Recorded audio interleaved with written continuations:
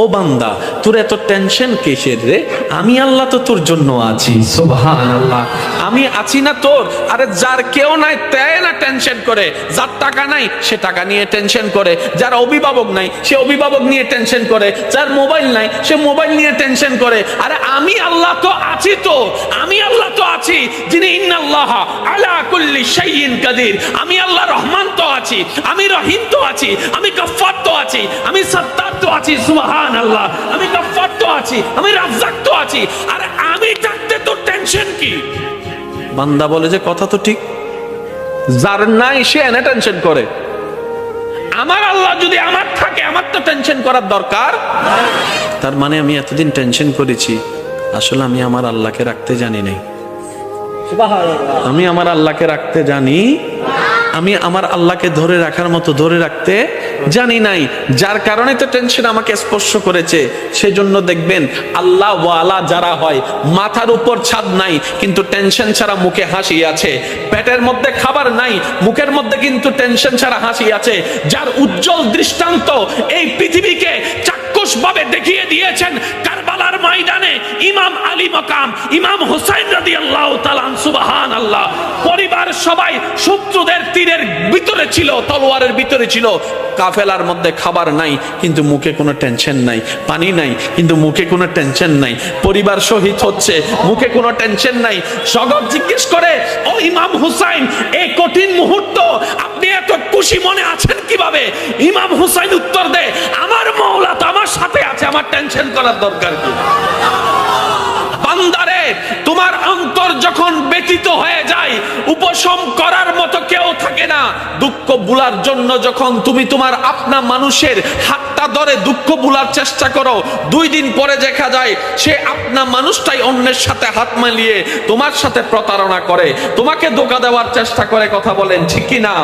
বান্দারে, তুমি যখন অশ্রুসিক্ত নয়নে কান্না করতে থাকো, কার জন্য কি করেছি, কে আমার জন্য কি করেছে, সেই হিসাব মিলাতে মিলাতে বান্দা একবার দেখো না আমি রবের দিকে। সুবহানাল্লাহ, একবার তাকাও তোমার মনের চোখ দিয়ে আমি রবের দিকে।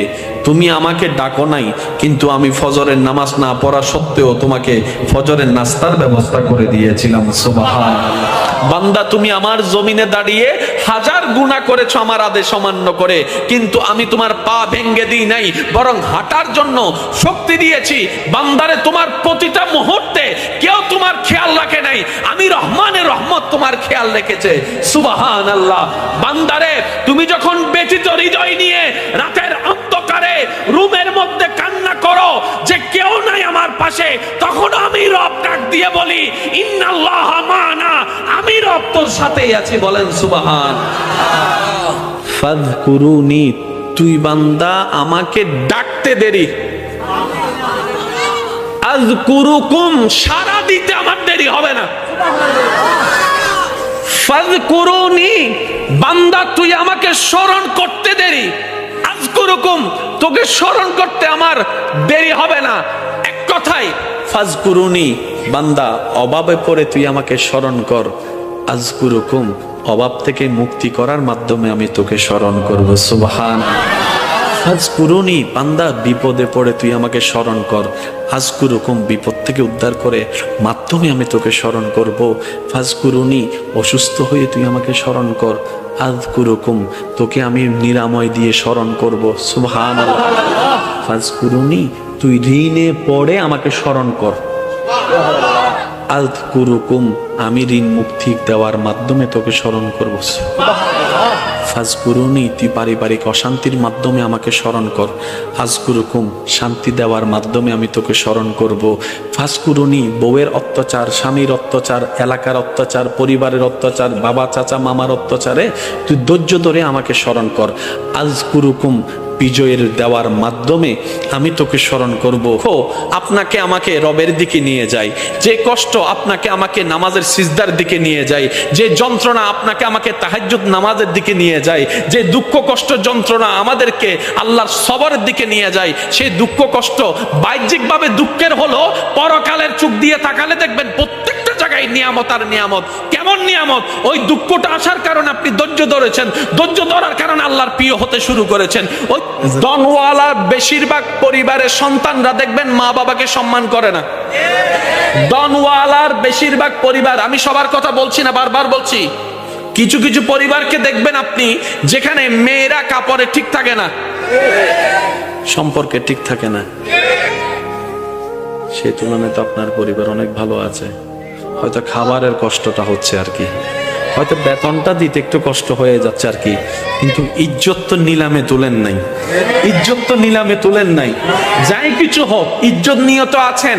আর সবাই হয়তো এই কথাই একমত হবেন, একজন মানুষের জীবনে দুনিয়ার বিষয়ে সবচাইতে দামি সম্পদের নাম হচ্ছে ইজ্জত সম্মান। ইজ্জত সম্মানের চাইতে দামি কোনো কিছু হতে পারে? আপনি যদি আমাদেরকে সম্মান দিয়ে শাক দিয়েও বাদ দেন, আর যদি অপমান করে পোলাও রোজ বিরিয়ানি দেন, কথা বলতে হবে তো, অপমান করে যদি পোলাও রোজ বিরিয়ানি দেন এখানে যাবে না। আর যদি সম্মান দিয়ে একটু শাক দিয়ে লবণ দিয়ে বাদ দেন, ভাই আপনার জন্য অনেক মেহমানদারি করার ইচ্ছা ছিল কিন্তু আমার তো তৌফিক নেই, একটু ভাত আর লবণ, আপনি খুশি মনে খাইতে পারবেন, কারণ সেখানে আপনি সম্মান দেখেছেন, সেখানে আপনি ভালোবাসা দেখেছেন। সুবহানাল্লাহ। যাদের ধন বেশি ওনারা মনে করে, আমরা যারা ধন নাই তারা মনে করে কি আল্লাহ তাআলা খুশি হলে ধন দেয়, আল্লাহ খুশি হলে গাড়ি দেয়, আল্লাহ খুশি হলে বাড়ি দেয়, আল্লাহ খুশি হলে ব্যবসা দেয়, আল্লাহ খুশি হলে চাকরি দেয়, আল্লাহ খুশি হলে রাজত্ব দেয়, আল্লাহ খুশি হলে জায়গা দেয়। শ্রদ্ধার সাথে বলি, না রে না ভাই, আল্লাহ খুশি হলে রাজত্ব দেয় না। এরকম হলে তো ফেরাউনের উপর আল্লাহ খুশি, এটা প্রমাণ হয়ে যেত। আল্লাহ খুশি হলে রাজত্ব দেয় না। আল্লাহ খুশি হলে, খুশি হওয়ার নিদর্শন টাকা নয়, বাড়ি নয়, গাড়ি নয়। আল্লাহ যখন কোন বান্দার উপর খুশি হয়ে যায়, হাজার বিপদের মধ্যে তার অন্তরে আল্লাহ প্রশান্তি নাজিল করে, দয়া নাজিল করে, শান্তি নাজিল। আল্লাহ খুশি হলে শান্তি দেয় যে অনেক আছে, 3টা ঘুমের ওষুধ খাওয়ার পরও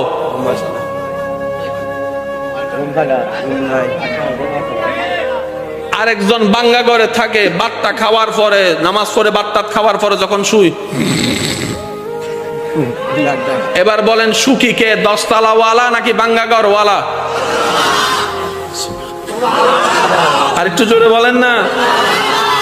10 কোটি টাকা ওয়ালা, জামাইয়ের সাথে বউয়ের দেখা হয় না, বউয়ের সাথে জামাইয়ের দেখা হয় না, এক টেবিলে কখন ভাত খাইছে খবরও নাই, কারণ স্বামী স্বামীর জায়গায় ব্যস্ত, স্ত্রী স্ত্রীর জায়গায় ব্যস্ত, ছেলে ছেলের রাজত্বে, মেয়ে মেয়ের রাজত্বে, সব আছে কিন্তু ওই যে একটা মায়া মহব্বত নাই। কারণ যা কিছু দরকার হয় হোয়াটসঅ্যাপে মেসেজ, পাপ্পা আমার এটা লাগবে, উনি এখান থেকে মেসেজ দেয়, ঠিক আছে ম্যানেজারকে বলে দিচ্ছি তুমি নিয়ে নিও, চেহারা যে দেখবে সেটা পর্যন্ত দেখা হয় না।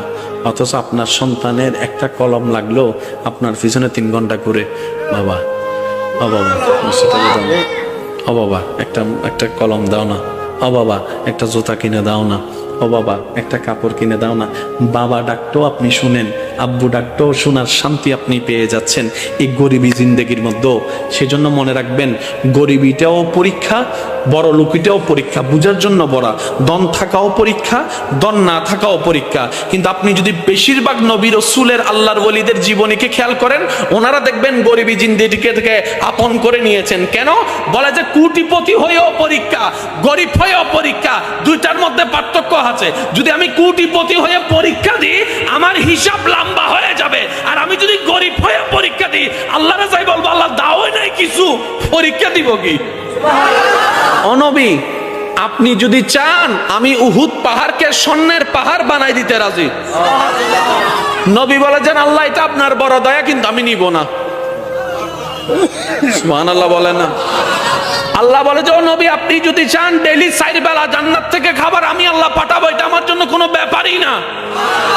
নবী বলে যে আল্লাহ আমি, আপনি দয়া করেছেন, আমি খুশি হয়েছে, কিন্তু এটা আমি নিব না। এত কিছু থাকার পরও নবী বলতেছেন যার যা আছে নিয়ে আসো। জগৎ বলে যে কি রে, নবীর ভান্ডারে তো কমতি নাই, আল্লাহকে বললে তো সব পাঠাই দিচ্ছে। নবী বলে যে না, আল্লাহ দয়া করে দিয়েছেন সত্য, আমি একটু আমার সাহাবাদেরকে করার সুযোগ দিচ্ছি, ইসলামের জন্য ত্যাগ দেওয়ার সুযোগ দিচ্ছি। যেন তাদের সেই চরিত্রটা পরবর্তী উম্মতরা দেখে যেন বুঝতে পারে ইসলামের জন্য সাহাবায়ে কেরাম কতটুকু দেওয়ার চেষ্টা করেছেন, করার চেষ্টা করেছেন। সুবহানাল্লাহ। আল্লাহর নবী বলে, আমার আল্লাহ আমাকে শুধু এক জায়গার ভিক্ষুক রাখছে আর সব জায়গায় বাদশাহী দিয়েছেন। নবী বলে, আমি মুস্তাফা শুধু আল্লাহর দরবারে ভিক্ষুক আর সব জায়গায় আমার আল্লাহ আমাকে বাদশাহী দান করেছেন, ইমামুল আম্বিয়া বানিয়ে দিয়েছেন। ও নবী, সাবি ব্যবহার করেন না, দয়া করে দিয়েছে, আমি রেখে দিয়েছি। নবী আপনি ব্যবহার করবেন না? ওই করবো তো। ও নবী কখন করবেন? ওই হাসরের ময়দানে। ইয়া রাসূলুল্লাহ, হাসরের ময়দানে ব্যবহার কিভাবে করবেন?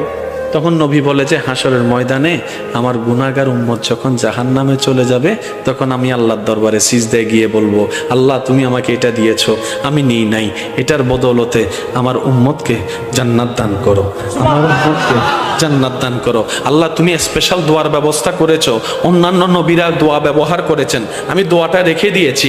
হাসরের ময়দানে আমার গুনাহগার উম্মতকে জাহান্নামী থেকে জান্নাতে বানানোর জন্য। সুবহানাল্লাহ। আর একটু জোরে বলেন না সুবহানাল্লাহ। কি সৌভাগ্য আমাদের, ওই দয়াল নবীর উম্মতের খাতায় আপনি আমি নাম লেখাইতে পারছি। আজকে একটা কথা মনে রাখবেন, সারা পৃথিবীর সমস্ত জ্ঞানী ব্যক্তি 10,000 কোটি বছর ওয়াইজ করে বক্তব্য দিয়ে কিতাব লেখে যতটুক জ্ঞানের পাহাড় হবে, সমস্ত কিছু কোরআনে আল্লাহ তাআলা এক শব্দে শেষ করে দেন। আরেকটু জোরে বলেন না।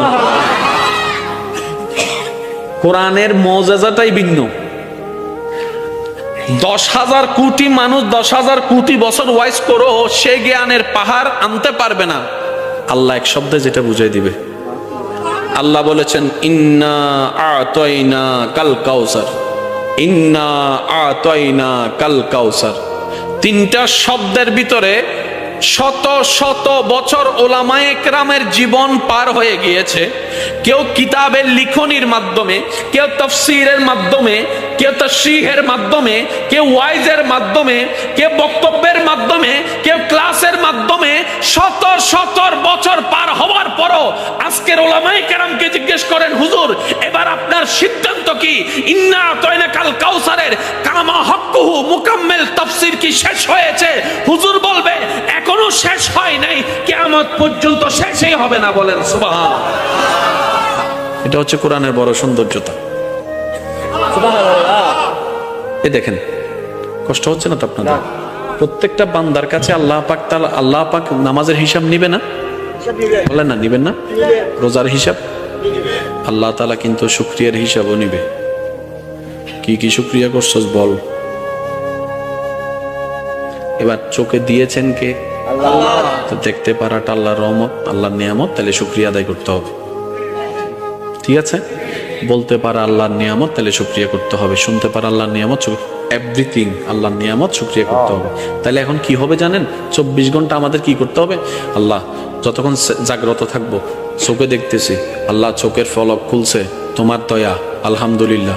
চোখ বন্ধ করছি, তোমার দয়া, আলহামদুলিল্লাহ। হাঁটতেছি, তোমার দয়া, আলহামদুলিল্লাহ। বসতেছি, তোমার দয়া, আলহামদুলিল্লাহ। খাইতেছি, তোমার দয়া, আলহামদুলিল্লাহ। বুক খেসতেছি, তোমার দয়া, আলহামদুলিল্লাহ। ফেটে গেছে, তোমার দয়া, আলহামদুলিল্লাহ। তো একটা বান্দা যদি 24 ঘন্টা শুধু আলহামদুলিল্লাহ বলার থাকে, সংসার করবে কখন? বুঝতে পারি না মনে কথা। সে ব্যবসা করবে কখন? সে চাকরি করবে কখন?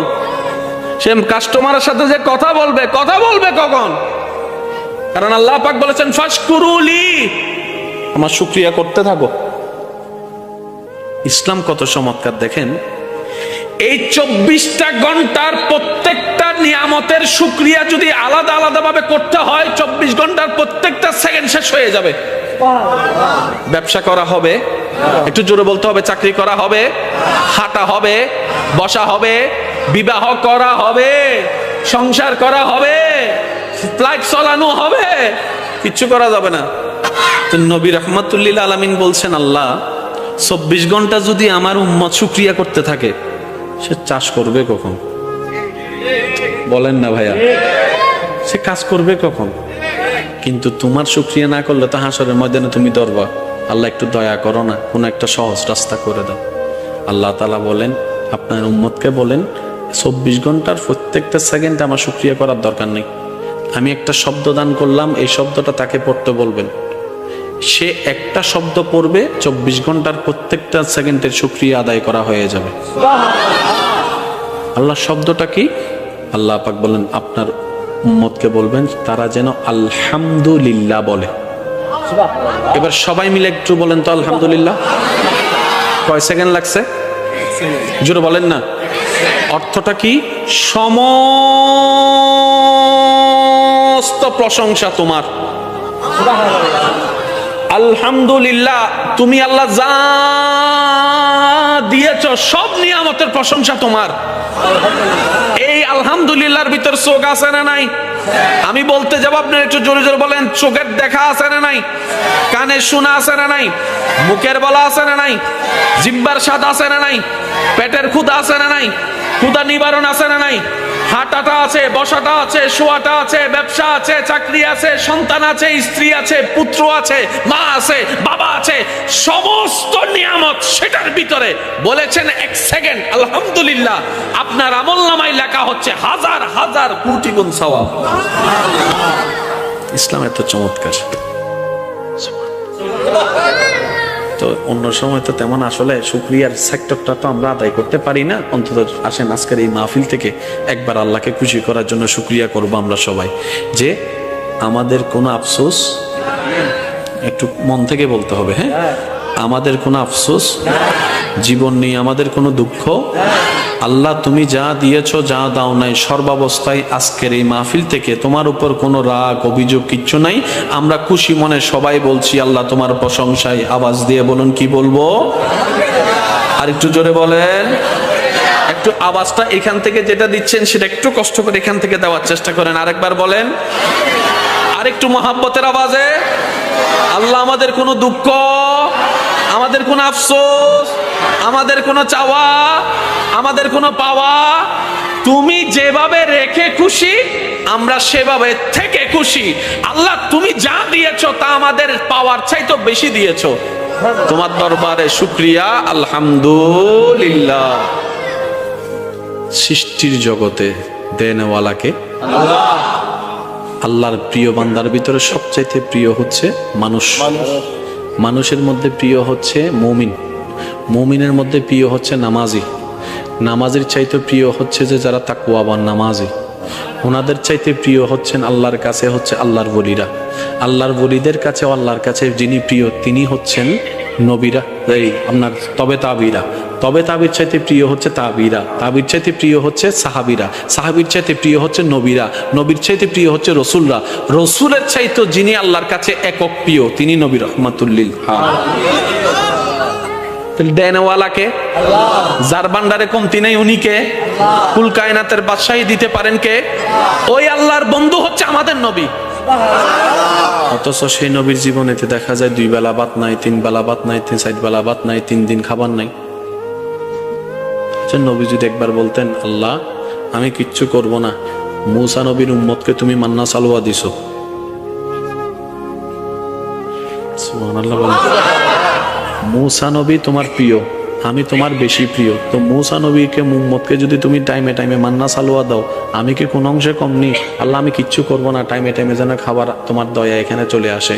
ইমানে আওয়াজ দিয়ে বলেন আসতো নাকি আসতো না?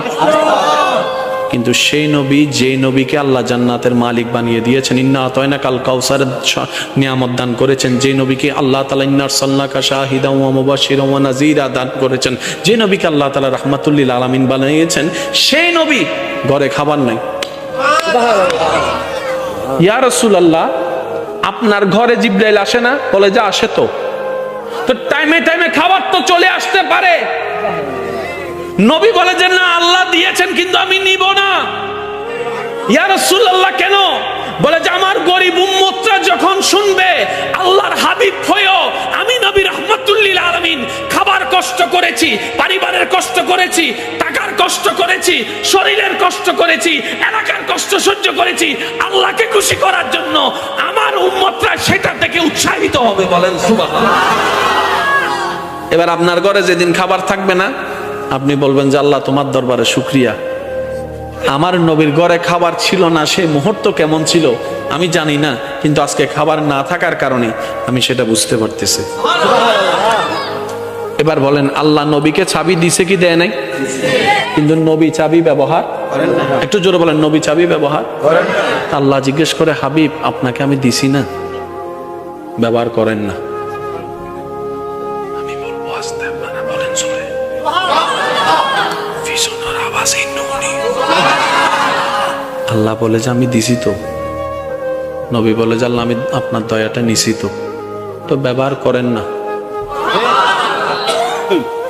যুদ্ধের ময়দানে গেছে, এখন আপনারা শুধু বললে মিল পাবেন। নবীজি বলছেন যার যা আছে নিয়ে আসো, যার যা আছে। আপনজন এক একজনের মতো করে আনতেছেন। সিদ্দিক আকবর আনতে আনতে সাই পর্যন্ত নিয়ে আসছে। আচ্ছা, চাইতেছে কে? চাইতেছে কে? যার ভান্ডারে কোনো কমতি আল্লাহ রাখেই নাই।